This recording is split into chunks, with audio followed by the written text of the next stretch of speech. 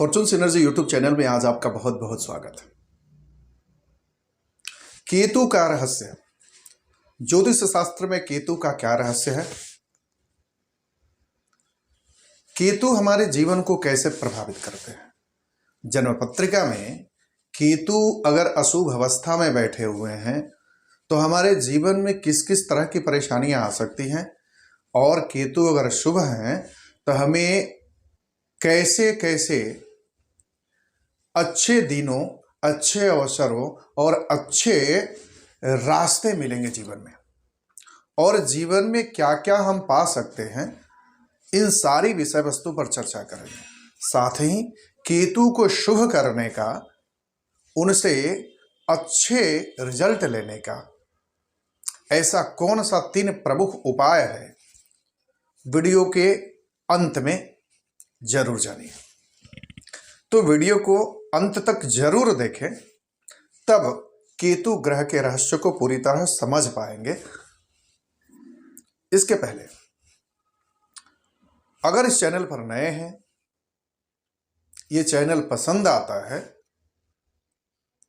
तो चैनल को जरूर सब्सक्राइब करें। सब्सक्रिप्शन बटन के बगल में बेल आइकन दबाना नहीं भूलें। इसके बाद जो भी वीडियोस आएंगी उसका नोटिफिकेशन सबसे पहले आपको मिलेगा। वीडियोज अच्छी लगती हैं तो वीडियो को लाइक ज़रूर करें, अपनी कमेंट ज़रूर करें और अपने लोगों में शेयर भी जरूर करें। केतु ग्रह अध्यात्म का ग्रह, बंधन का ग्रह। केतु वो ग्रह है और वो प्रभाव रखता है कि आपको भगवान से मिला सकता है। केतु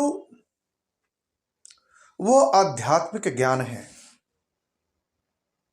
जब शुभ अवस्था में बैठ जाए तो जीवन हमारा पूरी तरह अध्यात्म सुख के साथ साथ वो गौरव, वो अमरता, वो श्रेष्ठता देता है।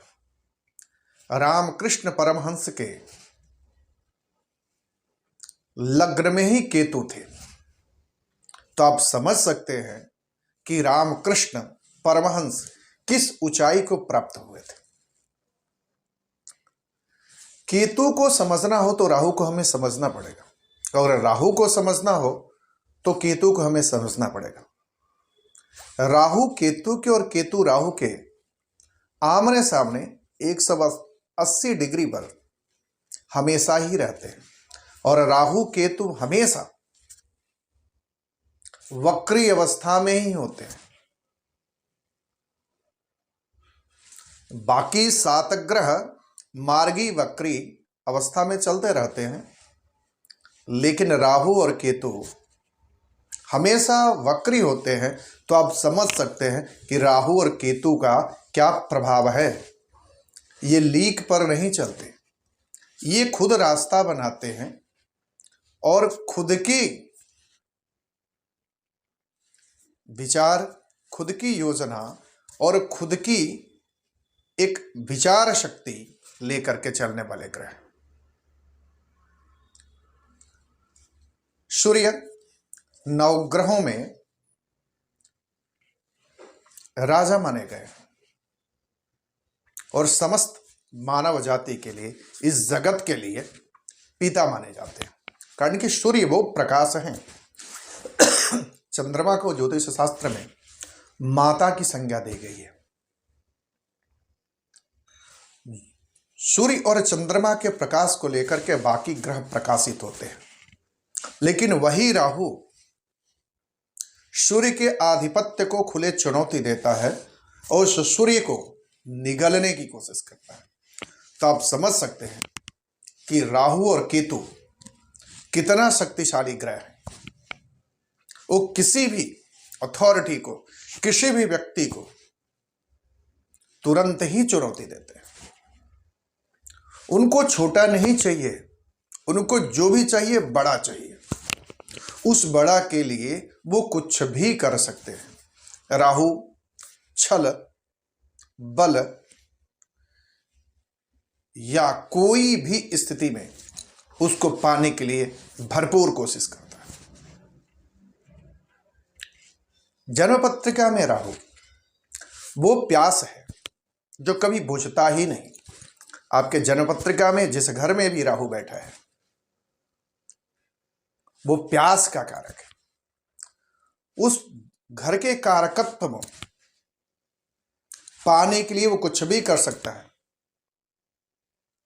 लेकिन अंततः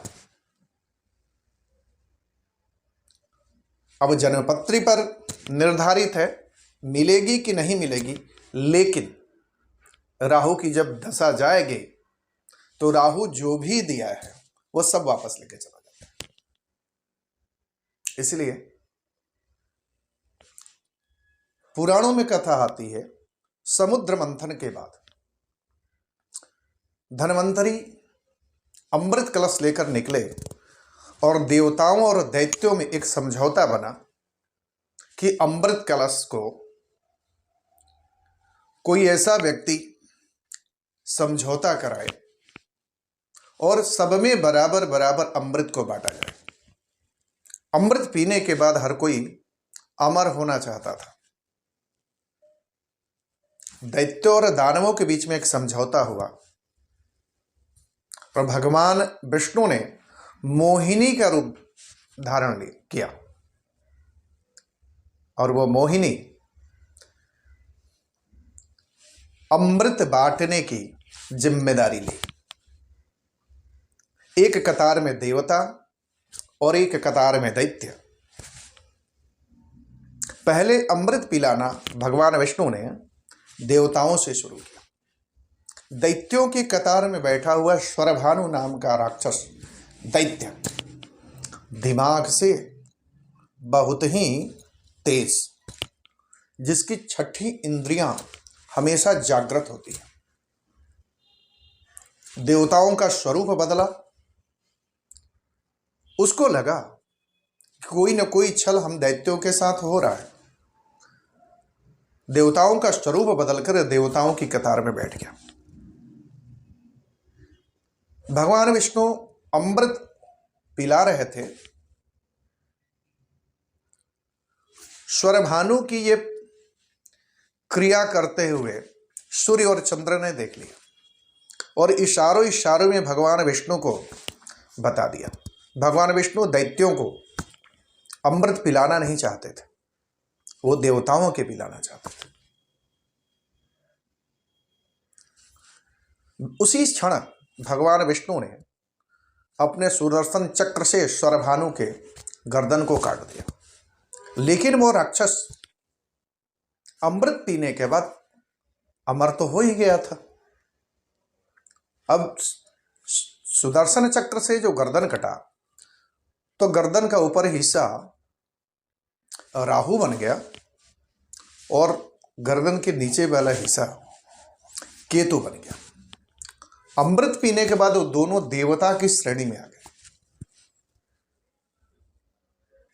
वही जब समुद्र मंथन हो रहा था तो मंदराचल पर्वत को मथानी बना करके वासुकी नाग को रस्सी बना के मथा जा रहा था।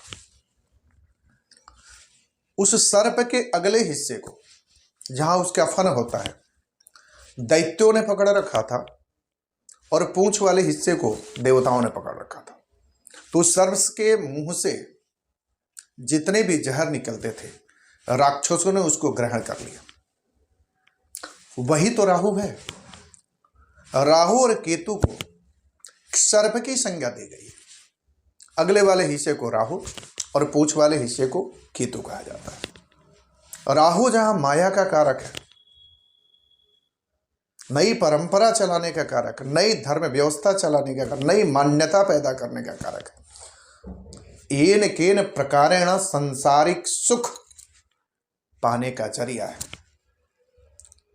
राहु सांसारिक भोग के ग्रह, वो छल बल या कोई भी परिस्थिति तक चला जाता है किसी वस्तु को, किसी व्यक्ति को पाने के लिए। जबकि वही केतु अध्यात्म का कारक है, वो ज्ञान का कारक है, कुंडलिनी का कारक है। साथ ही साथ जन्मपत्रिका में केतु जहां भी बैठता है वो व्यक्ति वहां बंधन महसूस करता है।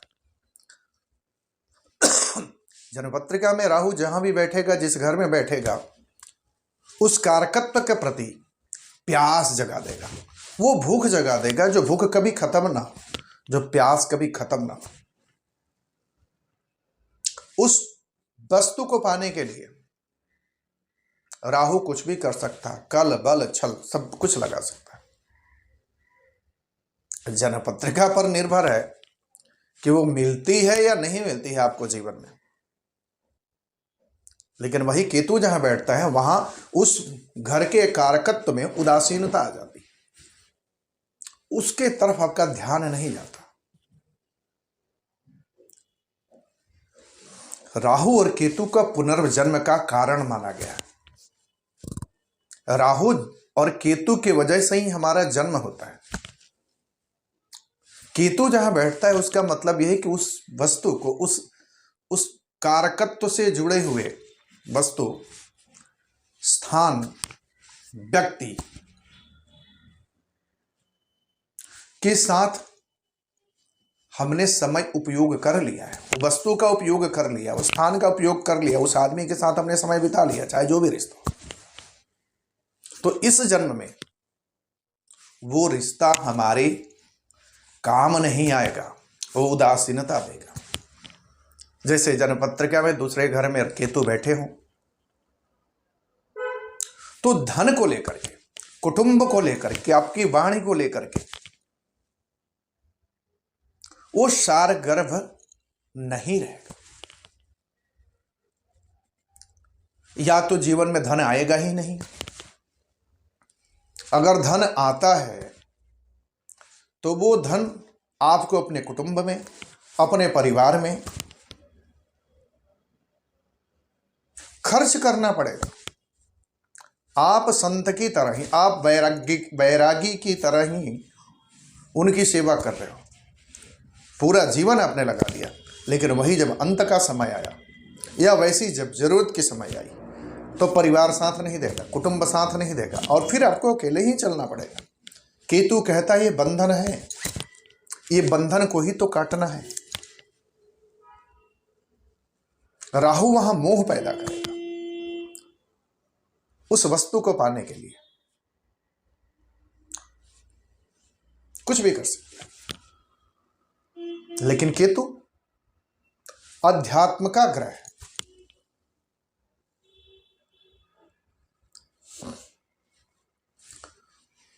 राहु और केतु के परिस्थितियों में उनकी राशि में बहुत बड़ा मतांतर है।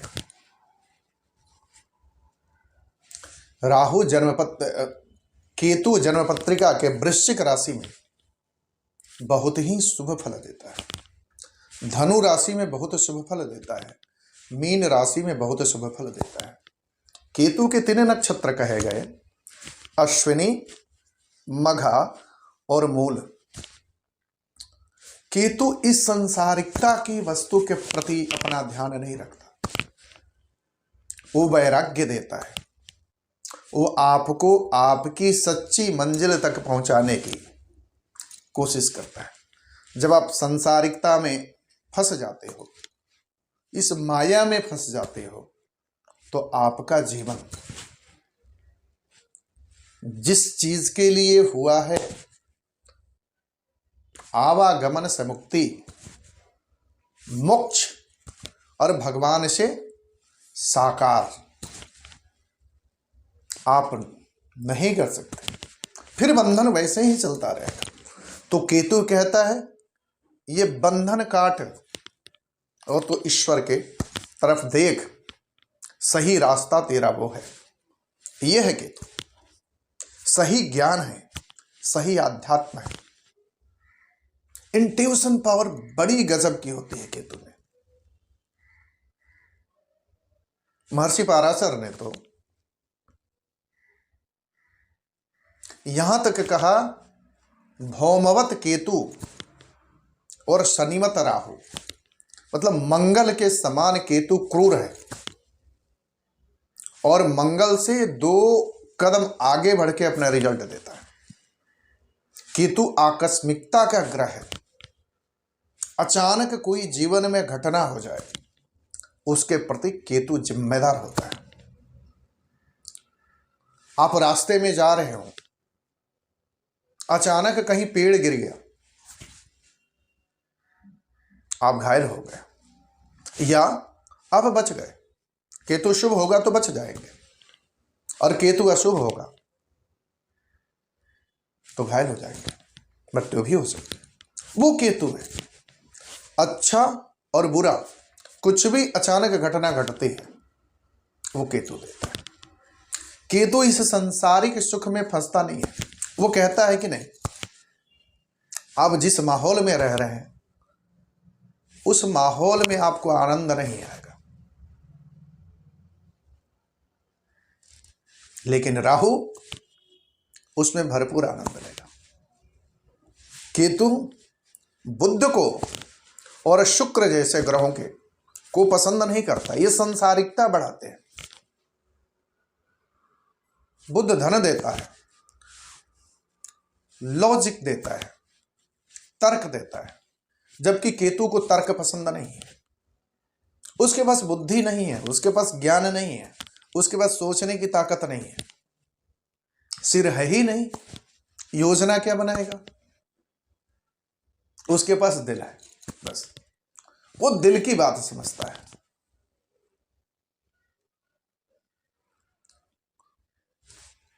मंगल के साथ अगर केतु आ जाए तो जीवन में ऐसी ऐसी घटनाएं होती हैं। अचानक एक्सीडेंट हो जाना, अचानक कोई घटना हो जाना, पूरे भीड़ के साथ कोई घटना हो जाना, जहां पूरा समाज प्रभावित हो, ये मंगल केतु ही देते हैं। मंगल कहता है कोई घटना होती है तो मंगल कहता है मैं कुछ नहीं समझता, वो सोचेगा समझेगा नहीं, वो तो कहता है एक्शन लो। मंगल सीधे गोली चलाएगा और केतु उससे 2 कदम आगे, वो भी नहीं सोचेगा। तो मंगल केतु का जहां कॉम्बिनेशन होता है जिस जन्मपत्रिका में, ऐसे लोग महाअपराधी बन जाते हैं। हिटलर की जन्मपत्रिका में मंगल और केतु का कॉम्बिनेशन था। ऐसे लोग आपने देखा कि संप्रदाय विशेष को 35 लाख नाजियों को उसने कैसे मरवा दिया। धर्मांध हो जाते हैं, अपने धर्म के लिए कुछ भी कर लेंगे, लेकिन केतु का सबसे सही जगह बृहस्पति है। बृहस्पति का वो परम भक्त वफादार चेला है केतु, जो बृहस्पति के साथ रह करके बहुत ही कंफर्टेबल महसूस करता है। बृहस्पति और केतु जिस कुंडली में हो जाए, ऐसे लोग अध्यात्म के उस उच्च शिखर तक पहुंच जाते हैं जहां सबके बस की बात नहीं है पहुंचना। वो ज्ञान उनके अंदर होता है। ऐसे लोगों को वो ज्ञान प्राप्त होता है।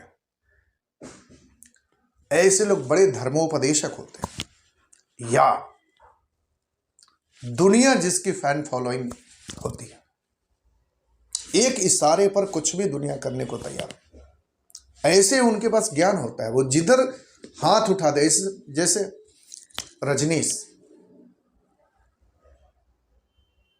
ऐसे लोगों में कॉम्बिनेशन होता है दिव्य ज्ञान।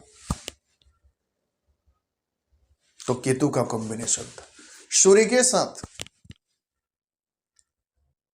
केतु कंफर्टेबल फील नहीं करते। सूर्य के साथ अगर केतु स्थिति बने तो विचारों में तालमेल नहीं बनेगा। पिता के साथ हर छोटी छोटी बात पर टकराहट होगी। और पिता पुत्र साथ रह रहे हैं तो बनेगी नहीं उनकी। या तो पिता नकारा बन जाएंगे या पुत्र नकारा बन जाएंगे। कारण कि केतु वह मोह खत्म कर देता है। केतु ड्राइनेस ला देता है, कहीं भी जहां भी बैठता है शुष्कता ला देता है और रूखापन ला देता है। अगर लग्न में केतु बैठ जाए पूरे व्यक्तित्व को खा जाएगा। सिर्फ धनु और मीन राशि को छोड़ करके कहीं भी केतु कंफर्टेबल नहीं है। अगर देखा जाए, अगर घरों की बात करें तो प्रथम घर, पंचम घर और नवम घर केतु का सबसे शुभ घर है। और सबसे शुभ राशि धनु राशि, मीन राशि और कहीं ना कहीं वृश्चिक राशि। वृश्चिक राशि में मंगल और केतु जहां हो तो ऐसे लोग बहुत बड़े सर्जन बनते हैं। ऐसे लोग सेना में बहुत ऊंचे पोस्ट तक जाते हैं और इनका नाम अमिट हो जाता है। ऐसे डिसीजंस लेते हैं, इनकी काट नहीं है। तो केतु वो ग्रह है जो हमें ऊंचाइयों तक भेजता है और अच्छी स्थिति ना हो तो हमें परेशानी में भी डालता है। केतु ऐसा नहीं है कि धन नहीं देता है, केतु धन देता है, अचानक ही देगा। आपके जीवन में अचानक कोई आप धन को लेकर के बहुत परेशान हो, धन नहीं है, अचानक ही कोई ऐसा कोई जाएगा कि आप 2 साल 5 साल 10 साल में वो धन नहीं कमाओगे, अचानक आपके जीवन में आ जाएगा, चाहे माध्यम जो भी रहा हो। बुध की महादशा के बाद केतु की अंतर्दशा आती है। बुध की महादशा में जिन लोगों ने जीवन को आनंद पूर्वक बिताया, उस समय आपके जीवन में कोई परेशानियां नहीं रही, कोई कष्ट नहीं रहे, सब कुछ इजीली चलता रहा। लेकिन जब केतु आता है तो सिखा देता है कि जीवन क्या है। जिन्होंने केतु की महादशा बिताई हो, आपके जानकारी में कोई हो तो पूछना जरूर। जीवन पूरी तरह थम जाता है, रास्ता नहीं मिलता, और उस समय केतु भगवान की याद दिला देता है। कारण कि बुद्ध के महादशा में ऐसे लोग तो भगवान को मानते ही नहीं, मानते भी हैं तो उस परिस्थिति और वहां तक की जो उनका ज्ञान का लेवल जो होता है बड़ा छिछला होता है। और केतु जैसे ही आता है उनको एहसास करा देता है कि इस दुनिया में भगवान भी होता है। और 1000 जगह ऐसे व्यक्ति मत्थे टेकता है फिर भी केतु नहीं सुनता। देखिए, शनि वो ग्रह है कि जो भी आपको देना है बहुत विलंब करेगा, जल्दी देगा नहीं। राहु है, आपको भगाएगा, इतना भगाएगा जैसे रेगिस्तान में हिरण समझता है कि पानी आगे है, लेकिन पानी नहीं होता है, रेत होता है। उसको एहसास होता है कि पानी है उधर, भागता रहता है हिरण, भागते भागते भागते प्यास से मर जाता है, लेकिन उसको पानी नहीं मिलता। वो है राहु। जबकि केतु भगाएगा, निश्चित है कि वो देने वाला ही नहीं है। आप तड़प लो, आप परेशान हर लो, कारण कि उसकी सोचने की शक्ति नहीं है। जो देना है वो देगा, बस। अब हंस के लो या रो के लो, दुख देना है तो देगा ही। आप कुछ भी कर लो उस दशा में। इसीलिए कहते हैं कि केतु प्रभावित व्यक्ति को धर्म से विमुख कभी नहीं होना चाहिए। नहीं तो केतु जब आता है तो एहसास करा देता है। केतु आपका प्लेटफॉर्म देता है। किसी भी महीने की 7 तारीख 16 तारीख और 25 तारीख को आपका जन्म हुआ है, तो आप समझें कि आप केतु प्रभावित व्यक्ति हैं। केतु जैसा कोई ग्रह है नहीं। केतु की महादशा भी 7 साल की होती है। केतु का नंबर भी 7 नंबर है। हमारा जन्म किस लिए हुआ है? ऐश मस्ती करने के लिए तो हुआ नहीं। हमारा जन्म हुआ पिछले जन्म के कर्मों को जो भोगने वाले कर्म, संचित कर्म है, सुख हो या दुख। ज्योतिष भी तो यही कहता है ना कि कुछ कर्म शेष बच गए तो उसको हम भोगने के लिए आए। जिस दिन हमारे कर्म पूरे हो जाएंगे फिर हम यहां से धरा भूमि से, इस पृथ्वी से चले जाएंगे, आत्मा निकल जाएगी। लेकिन आत्मा जब हमारा शरीर जब जन्म होता है, आत्मा को नया शरीर मिलता है और जन्म होते ही भगवान की माया यानी राहु आपको अलग दुनिया में ऐसे मस्त कर देते हैं कि आपको भगवान का भी ज्ञान नहीं होता। भगवान भी है या नहीं है, लेकिन जब केतु का डंडा पड़ता है तो हर चीज याद हो जाता है कि भगवान भी दुनिया में है। केतु को तर्क पसंद नहीं, लॉजिक पसंद नहीं है। केतु वास्तु में आपके घर में साउथ वेस्ट जो जोन होता है, एरिया होता है, वो राहु का एरिया माना जाता है। लेकिन नॉर्थ ईस्ट एरिया जो होता है वो केतु का एरिया होता है। केतु उस जोन को के अधिपति हैं। वो ऐसा जोन है जो भगवान से मिलाता है। आत्मज्ञान केतु वो बताते हैं कि तू कौन है, इसको जानने की जरूरत है। राहु कहता है I just want to conquer the world, मैं दुनिया को जीतना चाहता हूं। उतने बड़े सपने, उतने बड़ी योजनाएं राहु देते हैं, जबकि केतु कहते हैं you just need to conquer your world first, पहले अपने आप को जीतो। यह है केतु, आपसे आपको मिला देना, यही तो केतु है।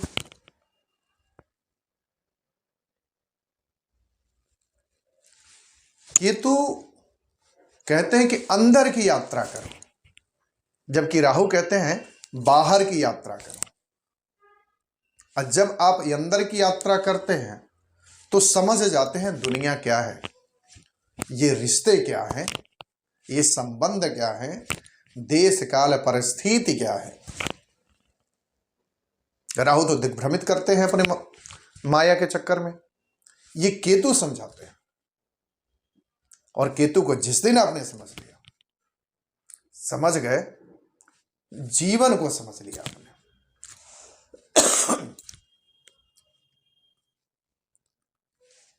अब बात करते हैं केतु के वो 3 उपाय। अगर केतु जन्म पत्रिका में अच्छी स्थिति में नहीं है और केतु के प्रभाव से आप बहुत ही प्रभावित हैं, जीवन पूरी तरह त्रस्त हो चुका है, तो क्या करना है? पहला उपाय, भगवान गणेश की पूजा करना शुरू करते हैं। इसलिए केतु के आराध्य देवता जो है गणपति, भगवान गणेश हैं। तो केतु जीवन में, रास्ते में या कुछ प्राप्ति में कहीं ना कहीं परेशानी दे रहे हैं, तो भगवान गणपति की पूजा करें। दूसरा उपाय, कर्ण छेदन, मतलब कान में सोना भी पहनते हैं। आपके श्रवण, सुनने की शक्ति बहुत तेज होती है केतु में। स्मेल के भी कारक, सुगंध, तो कानों के कारक, तो कानों में सोना पहनते हैं तो आपके केतु अच्छे होते हैं। तीसरा, गुरु ग्रह को हमेशा जागृत रखें, बृहस्पति का आशीर्वाद लेते रहें। बृहस्पति धर्म है, बृहस्पति आपके घर के बड़े हैं, बृहस्पति धर्म के प्रचारक, संत, आपके कुल पुरोहित, ब्राह्मण, ये 3 उपाय है जिसको आप करेंगे तो निश्चित ही केतु को नई दिशा देंगे और जहां भी परेशानी आ रही है, परेशानियों से आप निकलेंगे। केतु पर भी बहुत ही वीडियो होंगे और बहुत अच्छे अच्छे वीडियो आएंगी जो आपकी जानकारी बहुत अच्छी बढ़ाएगी। तो चैनल से जुड़े रहिए और अपना ज्ञानवर्धन करते रहिए। तब तक के लिए धन्यवाद।